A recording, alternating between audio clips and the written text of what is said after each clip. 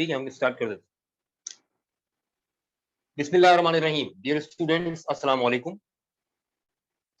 आज हम class start करने जा रहे हैं जो कि एप्टीट्यूड टेस्ट हम कहते हैं। वैसे ये एंट्री टेस्ट होता है। एंट्री टेस्ट प्रिपरेशन क्लास है और अमूमन इसको एप्टीट्यूड टेस्ट कहा जाता है। देखिए, एप्टीट्यूड टेस्ट की क्लासेस नहीं होती हैं। नेचुरली एप्टीट्यूड आपके अंदर डेवलप होता है, कोई और क्लासेस लेकर आपका एप्टीट्यूड डेवलप नहीं कर सकता। लेकिन उर्फे आम में इसे एप्टीट्यूड टेस्ट क्लासेस कहा जाता है, वैसे इसका नाम है एंट्री टेस्ट क्लासेस। क्योंकि एप्टीट्यूड तो नेचुरल होता है और उसका टेस्ट नहीं हो, उसका टेस्ट इस तरह से होता है कि आपसे 2-4 सवाल पूछ के ही अंदाजा हो जाता है कि आपका एप्टीट्यूड क्या है। लफ्ज एप्टीट्यूड के मीनिंग होते हैं एटीट्यूड ऑफ माइंड, और एटीट्यूड ऑफ माइंड इंसान अपना खुद बनाता है। ठीक है ना? हाँ, हम उसे निखार सकते हैं, पॉलिश अप कर सकते हैं। हम जो क्लास स्टार्ट करने जा रहे हैं ये एंट्री टेस्ट या एप्टीट्यूड टेस्ट की क्लासेस हैं। इसकी प्रिपरेशन करनी है। इसमें हम कवर करेंगे ई कैट यानी इंजीनियरिंग के, एमडी कैट यानी मेडिकल एंड डेंटिस्ट्री के टेस्ट के लिए, बी कैट यानी बिजनेस क्लासेस के टेस्ट के लिए, और इसके अलावा जो एफपीएससी और एसपीएससी, पीपीएससी, जितने भी सर्विस कमीशंस हैं, हाँ वो सिंध पब्लिक सर्विस कमीशन हो, फेडरल पब्लिक सर्विस कमीशन हो, या पंजाब पब्लिक सर्विस कमीशन हो, बलूचिस्तान पब्लिक सर्विस कमीशन हो, या केपी के पब्लिक सर्विस कमीशन के जो एग्जाम्स होते हैं, हर किस्म की पोस्ट के लिए इंग्लिश उसमें भी परेशान करती है। या पीएचडी या एमफिल में एडमिशन लेने वाले स्टूडेंट्स को जीएटी, गेट का, एनटीएस का टेस्ट देना होता है। उसमें भी vocabulary, spotting error, sentence correction type के क्वेश्चंस आते हैं सेम। तो उनके लिए भी ये क्लास सूटेबल है। हर किस्म के टेस्ट में इंग्लिश एक मेन प्रॉब्लम होती है, और इंग्लिश में जो मेन प्रॉब्लम्स हैं वो क्या हैं? सबसे बड़ी मेन प्रॉब्लम है वोकैबुलरी। अब वोकैबुलरी के प्रॉब्लम को किस तरह से कोप अप करना है, तो आम तौर पर जो होता है वो मैं बताऊं आपको कि आप किसी इंस्टीट्यूट में जाते हैं, एडमिशन लेते हैं, या लोग जो यूट्यूब वगैरह पर वोकैबुलरी करवा रहे होते हैं, तो तरीका उनका ये होता है कि जनाब एक बंच ऑफ वोकैबुलरी होता है। इंस्टीट्यूट वाले एक बंच दे देते हैं मोटा सा कि लो भाई ये 2000, 3000, 4000 वर्ड्स हैं, इनको याद करना है और डेली इतने वर्ड्स याद करने हैं। मुझे ये तरीका मौजू नहीं लगता, एडिकेट मेथड नहीं है, सही तरीका नहीं, क्योंकि इससे मोटा बंच आपके घर पे पड़ा होता है जिसका नाम होता है डिक्शनरी। तो अगर रोजाना 150 वर्ड्स याद करके आसान होता तो अब तक लोग डिक्शनरी के हाफिज हो चुके होते। ये नामुमकिन है। ठीक है ना? ये तो नामुमकिन। फिर क्या तरीका होना चाहिए? देखिए, वोकैबुलरी याद करने की चीज नहीं है, वोकैबुलरी सीखने की चीज है। वोकैबुलरी सीखने की चीज है। मेरी जो टेक्निक है, सबसे पहली चीज, अब मैं स्टार्ट कर रहा हूं, तवज्जो रखिएगा। सबसे पहली चीज, वोकैबुलरी में मैं मदद लेता हूं सिमेंटिक्स की। सिमेंटिक्स तो एक बहुत वास्ट सब्जेक्ट है इंग्लिश लिंग्विस्टिक्स का। मैं इसमें से छोटा सा हिस्सा निकालता हूं जो कि जिसे हम वर्ड बिल्डिंग कहते हैं। वर्ड बिल्डिंग, कि वर्ड बनता कैसे। सिमेंटिक्स बेसिकली लिंग्विस्टिक्स का एक ऐसा सब्जेक्ट है जिसको अगर डिफाइन किया जाए तो आप डिक्शनरीज में भी देख सकते हैं। सिमेंटिक्स की डेफिनेशन लिखी है, science of meaning. Science of meaning. अगर साइंस ऑफ मीनिंग सीख ली जाए तो फिर तो मेरा ख्याल है कि आपको वर्ड के मीनिंग्स डेसिफर करने की साइंस आ जाएगी। यही साइंस तो सीखनी है। एक वर्ड सामने आता है तो उसके मीनिंग्स कैसे डेसिफर किए जाते हैं। अब देखिए ये वर्ड लिखा है आपके सामने, डेसिफर, अभी मैंने अदा किया है लफ्ज। डेसिफर का मतलब क्या निकलेगा? तो सिमेंटिक्स हमें आइडिया देता है कि एक वर्ड के मीनिंग्स को कैसे रिवील करते हैं, कैसे फाइंड आउट करते हैं, खोज लगाते हैं। You have to ferret out the meaning of the word. एक और मैंने फ्रेजल वर्ब यूज किया यहां पर, फेरेट आउट। और ये याद रखिए, मेरी बातों बातों में ही आपकी वोकैबुलरी सीख लेंगे आप। मजे की बात यही है कि मेहनत आपको नहीं करनी है, मेहनत मैं कर रहा हूं यहाँ पर, वोकैबुलरी आप सीखेंगे। सारी मेहनत मेरी है, सारा पसीना मैं बहाऊंगा, आप सिर्फ देखेंगे और सुनेंगे। और उसके बाद ये मेरी गारंटी है कि जिंदगी में कभी कभी भी उस वर्ड के मीनिंग पूछ लिए जाएंगे तो आप गलत मीनिंग नहीं बताएंगे। ये जादू है, ये लर्निंग का मैजिक है, ये आपने सीखना है।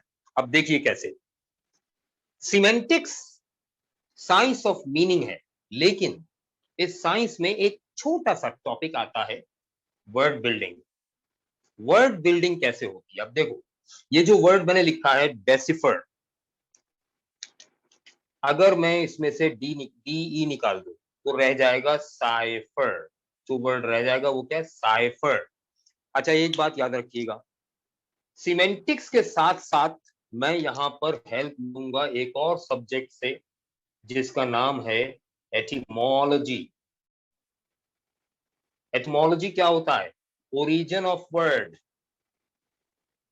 एक लफ्ज का ओरिजिन क्या है?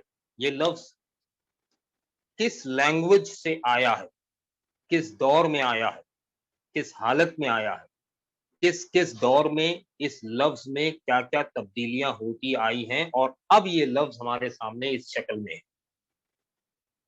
मैं इसकी मिसाल दूं आपको एटिमोलॉजी की भी। यहां लिखा है फेरेट आउट, सॉरी डेसिफर। अब डेसिफर में से मैंने डीई निकाल दिया, ठीक है ना, रह गया क्या? साइफर। प्रीफिक्स निकाल दिया, अभी प्रीफिक्स भी मैं एक्सप्लेन करूंगा। प्रीफिक्स निकाल दिया, ठीक है। तो प्रीफिक्स निकाल देने से रह गया साइफर। साइफर के मीनिंग क्या है? साइफर के मीनिंग होते हैं सीक्रेट। अब ये हमें याद कैसे रहेगा? तो देखिए एटिमोलॉजी हमें सिखाता है याद करने का तरीका।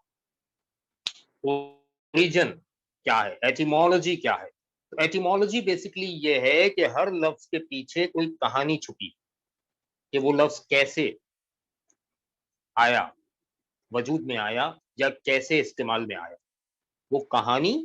अच्छा हम कहानियां याद करनी नहीं पड़ती हमें, कहानी तो हमें खुद ब खुद याद हो जाती है। वो कहानी सुननी है, वो कहानी सुन लेंगे तो फिर ये मीनिंग कभी नहीं भूलेंगे। और ये नहीं भूलेंगे तो इसके साथ कितने भी प्रीफिक्सेस लग जाएं, सफिक्सेस लग जाएं, जितने नए वर्ड्स बनेंगे उनके भी मीनिंग्स आप कभी नहीं भूलेंगे। अब गौर से सुनिएगा। अच्छा अगर ये मीटिंग डिस्कनेक्ट हो जाए टाइम कंप्लीट होने की वजह से, तो जाइएगा कहीं नहीं, दोबारा कनेक्ट होऊंगा मैं, इसके बाद कंटिन्यू करूंगा, ठीक है। जाइएगा कहीं, मैं नया लिंक भेजूंगा, फिर उससे कनेक्ट हो जाइएगा, ठीक है ना। क्योंकि जूम की जो है लिमिटेड टाइम होती है, कभी कभी जो है वो टाइम कम होता है तो वो डिस्कनेक्ट कर देते हैं। हम दोबारा कनेक्ट हो जाएंगे और दोबारा क्लास कंटिन्यू कर देंगे। जाइएगा कहीं, ठीक। एटिमोलॉजी में कहानी क्या है? अब देखो साइफर, मैं इसकी कहानी सुनाता हूं आपको। पाकिस्तान में एक वजीर आजम आए थे, जिनका नाम है जुल्फिकार अली भुट्टो।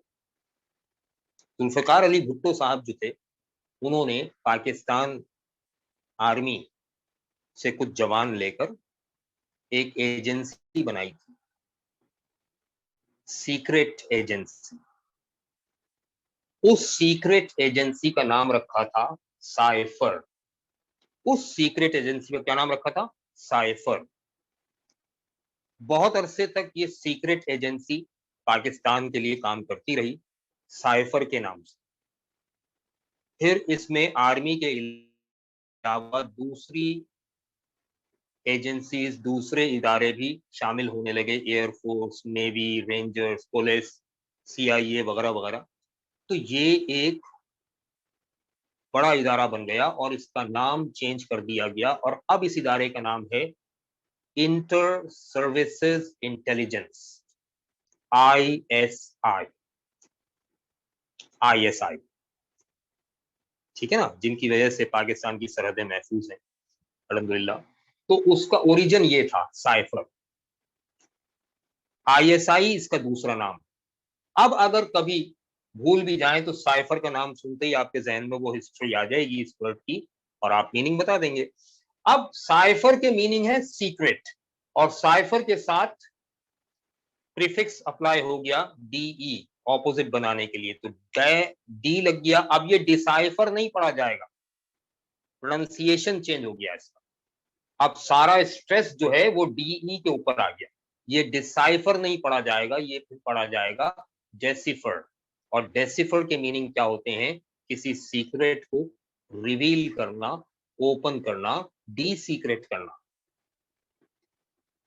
इसी तरह से देखिए एटिमोलॉजी और सीमेंटिक्स की मदद से हमने वर्ड के मीनिंग्स को क्या किया? फेरेट आउट किया।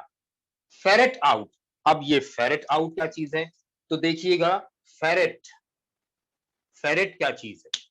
अब मैं एटिमोलॉजी की तरफ जा रहा हूं कि आम इस्तेमाल में ये लफ्ज कैसे आया। तवज्जो रखिए। फेरेट, बेटे वेस्टर्न कंट्रीज में एक जानवर का नाम है फेरेट।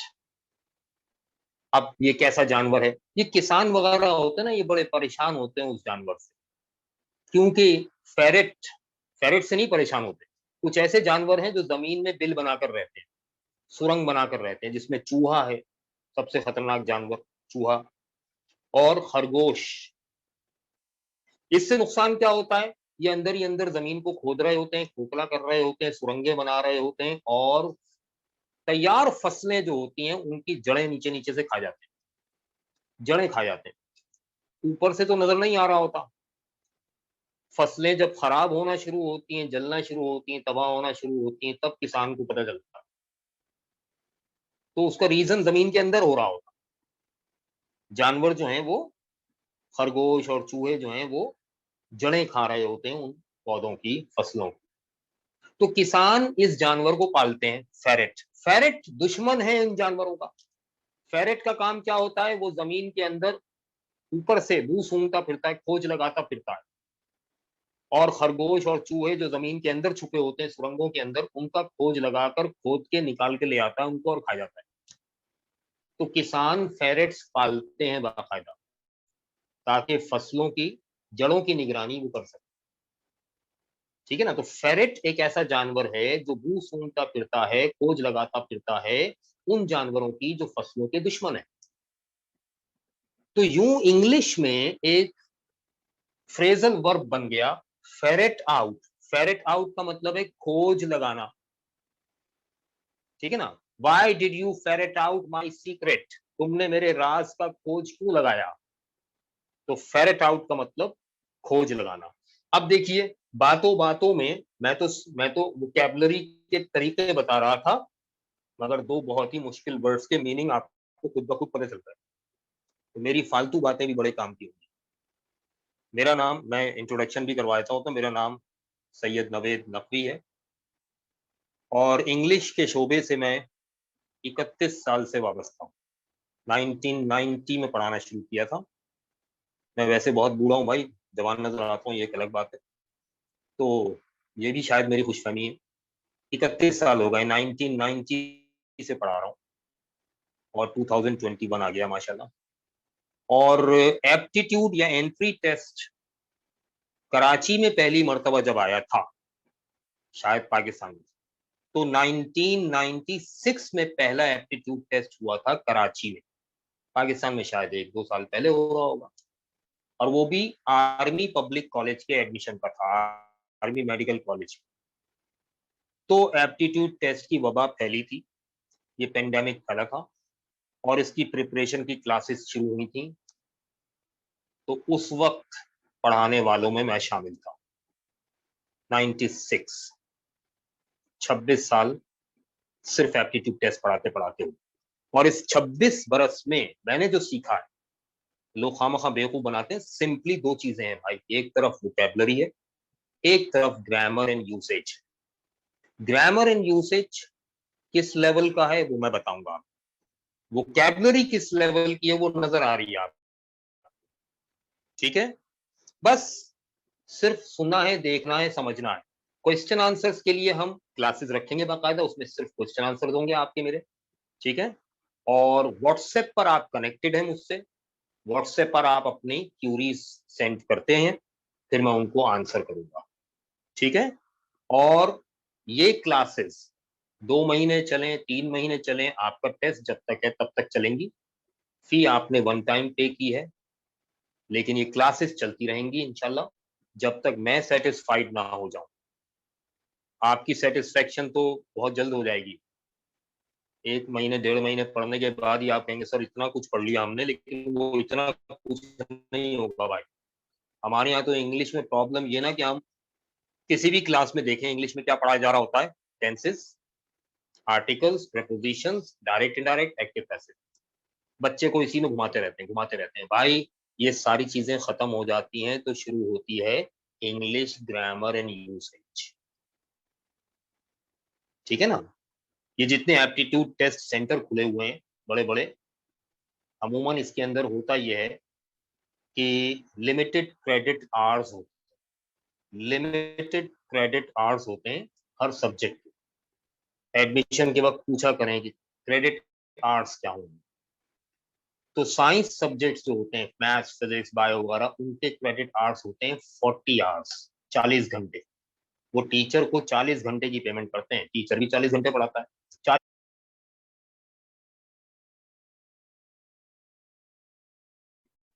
वो रिकॉर्डिंग कन्वर्ट हो रही होगी ना, ठीक। अच्छा जी, तो मैं अकेला ये क्लास नहीं ले रहा हूँ भाई, मेरे पास पूरी टीम है माशाल्लाह। अरसलान साहब जो हैं वो मेरे साथ असिस्ट कर रहे हैं, और कोई प्रॉब्लम नहीं आने देंगे इंशाल्लाह। अच्छा जी, बात हो रही थी, हाँ, वोकैबुलरी मेन प्रॉब्लम होती है, और ग्रामर एंड यूसेज जो है उसमें भी हम समझते हैं बस टेंसेस पे ग्रामर खत्म है। भाई टेंसेस खत्म होते हैं तो ग्रामर शुरू होती है। तो मैं आपको ये तजवीज दूंगा कि tenses, active passive and direct and direct articles, prepositions पर अपने पैसे जाया मत कीजिए। यूट्यूब चैनल है मेरा, इसी नाम से जो ऊपर लिखा है, sir Naved Naqvi, English with sir Naved Naqvi. उस पे जाकर प्लेलिस्ट में जाकर टेंसेस पढ़ने, टेंसेस पढ़िए। बिगिनर्स के सेक्शन में BG1, BG2, BG3 के नाम से है, पूरा सीक्वेंस है, 30 लेक्चर्स है। इसके अलावा there are hundreds of lectures there, ठीक है ना। और एक्टिव पैसिव डायरेक्ट सबका सीक्वल अलग अलग बना हुआ है प्लेलिस्ट में आपके लिए, फ्री में। ना लाइक करें ना सब्सक्राइब करें, मुझे जरूरत नहीं उस चीज की। आप सिर्फ देखें, सीखें, मैं उससे आगे की चीज यहाँ करवाऊंगा। आपका टाइम वेस्ट नहीं करूंगा वो चीजें यहाँ करवा कर, ठीक है ना। वहां से वो चीजें आप, मैं ही पढ़ा रहा हूँ वहां पे भी, वहां से वो चीजें आप कवर करते जाइए। हाँ, उसमें जो प्रॉब्लम्स वगैरह हैं क्यूरीज में, वो हम सॉल्व करेंगे आपकी प्रॉब्लम्स, वो ऐसे कोई बात नहीं है, ठीक है ना। और अगर कहेंगे तो यहाँ भी करवा दूंगा। ज्यादा बेहतर यही रहेगा ना कि जो चीज आपको इस क्लास के अलावा मिल रही है वो मैं इस क्लास में क्यों करवाऊँ, फिर तो इस क्लास का टाइम वेस्ट हो रहा होगा। मैं इसमें आपको आगे लेके चल रहा हूँ, ठीक है ना। तो अब देखिए, जैसे ये सिमेंटिक्स और एटिमोलॉजी, जैसे एक वर्ड है, आपको पता है एक वर्ड है, देखिएगा गौर से, जिंदगी में पहली मर्तबा ये वर्ड देख रहे होंगे आप, बैखनल। इसको क्या पढ़ते हैं, बैखनल, बच्चा नल नहीं, CH। एक तो ये CH आपने जिंदगी में पहली मर्तबा देखा होगा किसी वर्ड में। बैखनल हो सकता है किसी ने और कहीं भी देखा हो, मैं ऐसे कह रहा हूँ, बुरा नहीं मानिएगा। अब बैखनल के मीनिंग क्या होंगे भाई, अल्लाह जाने, हमने तो आज तक नहीं पढ़ा। अब इसके मीनिंग कैसे निकलेंगे, इसमें मदद लेनी होगी एटिमोलॉजी। एटिमोलॉजी मैं बताऊंगा, ठीक है ना। देखिए, यहां पर शुरू के जो वर्ड्स हैं, शुरू के जो लेटर्स हैं ना, BACCH, ये बने हैं, एक प्रॉपर नाउन है ये, बेचस। इंग्लिश में इसको बेचस पढ़ते हैं, लेकिन ये ग्रीक वर्ड है, ग्रीक में इसको पढ़ते हैं बैशु।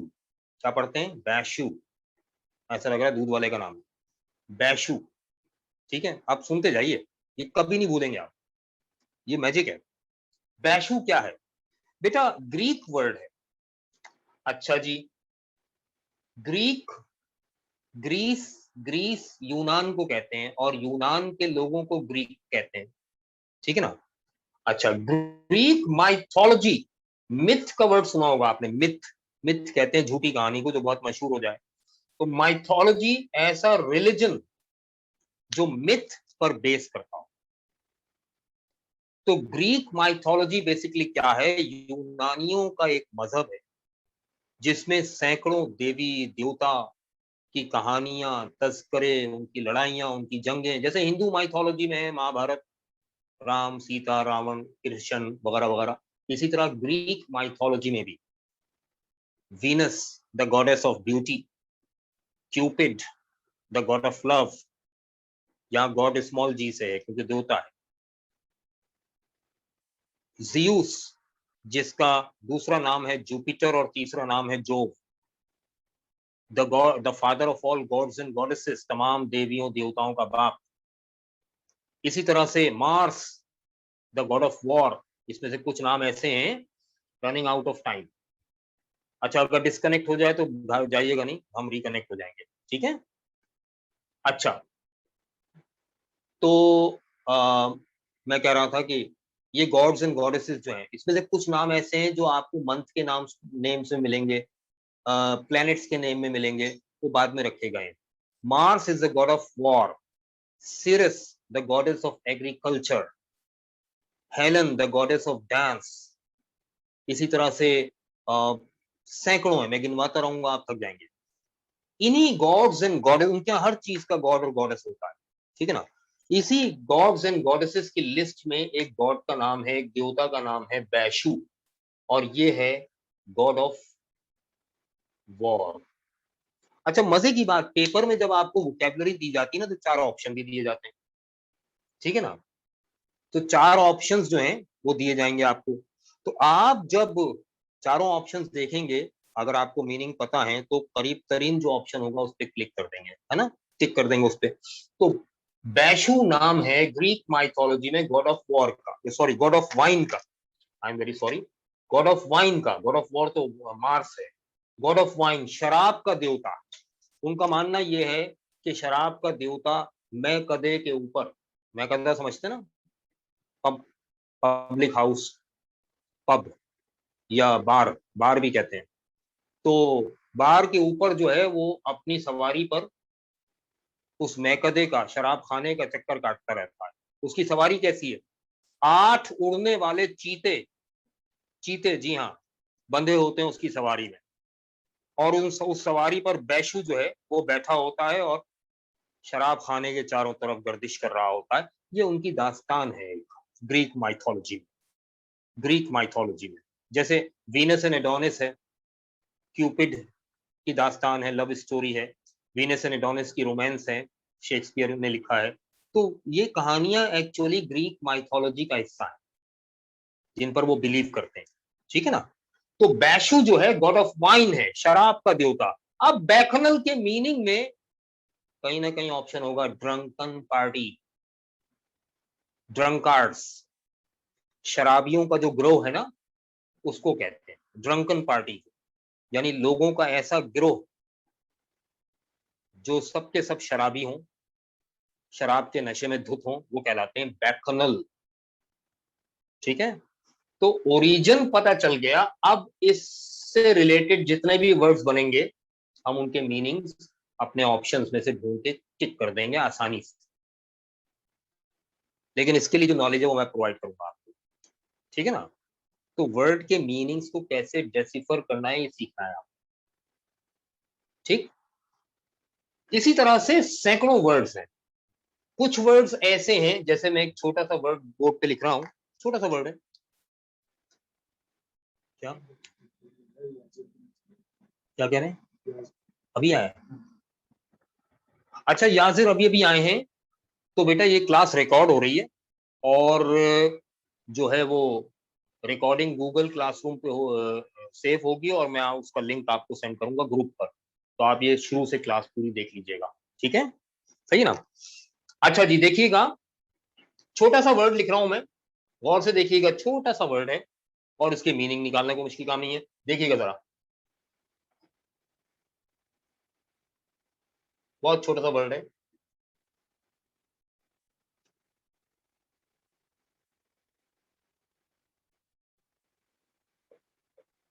क्या हुआ, घबराए तो नहीं? ये छोटा सा वर्ड है। अब ये तो वर्ड देखकर ही परेशान होगा यार, ये क्या लिख दिया सर ने, है ना। परेशान ना हो जाइए, अभी देखें इसके मीनिंग निकलेंगे। वर्ड अपनी शक्ल से डरा रहा होता है सिर्फ, हम अपनी अकल से उसके डर पे कंट्रोल कर लेते हैं, ठीक है ना।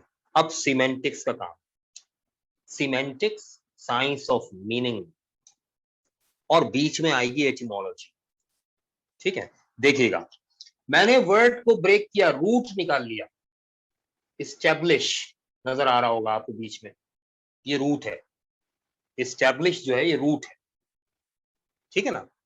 और इस्टेब्लिश के साथ एक सफिक्स लगा हुआ, इस्टेब्लिशमेंट। अब इस्टेब्लिशमेंट किसे कहते हैं, पाकिस्तानियों को अगर ये नहीं पता कि इस्टेब्लिशमेंट किसे कहते हैं, भाई खबरों में टॉक शोज में रोजाना सुन रहे होते हैं ये इस्टेब्लिशमेंट क्या चाहती है, इस्टेब्लिशमेंट का काम है, सब कुछ इस्टेब्लिशमेंट के कंट्रोल में है, इस्टेब्लिशमेंट और गवर्नमेंट की आपस में ठनी हुई है, इस्टेब्लिशमेंट और गवर्नमेंट एक पेज पर हैं, हम रोज सुन रहे होते हैं। इस्टेब्लिशमेंट वो इदारा है जो मुल्क को चलाता है, ठीक है। अच्छा जी, उसमें बाअसर इदारों के लोग शामिल होते हैं।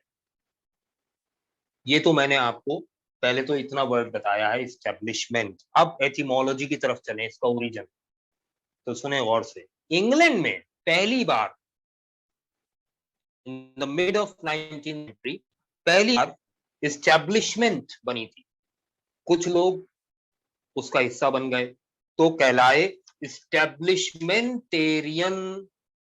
देखो यहां तक पहुंच गए, क्या कहलाए, इस्टेब्लिशमेंटेरियन, जैसे पार्लियामेंट का हिस्सा है तो कहलाएंगे पार्लियामेंटेरियन। अब कुछ लोग इस इस्टेब्लिशमेंट को तबाह करने के चक्कर में थे, वो कहलाए डिसएस्टेब्लिशमेंटेरियन, ठीक है ना। डिसएस्टेब्लिशमेंटेरियन यकीनन ऑपोजिट होंगे, उनके अगेंस्ट होंगे। जो डिसएस्टेब्लिशमेंटेरियनिज्म की फिलॉसफी आई थी, डिसएस्टेब्लिशमेंटेरियनिज्म, जहां इज्म लग जाता है वहां फिलॉसफी या थियरी आ जाती है, आइडिया आ जाता है, आइडियोलॉजी।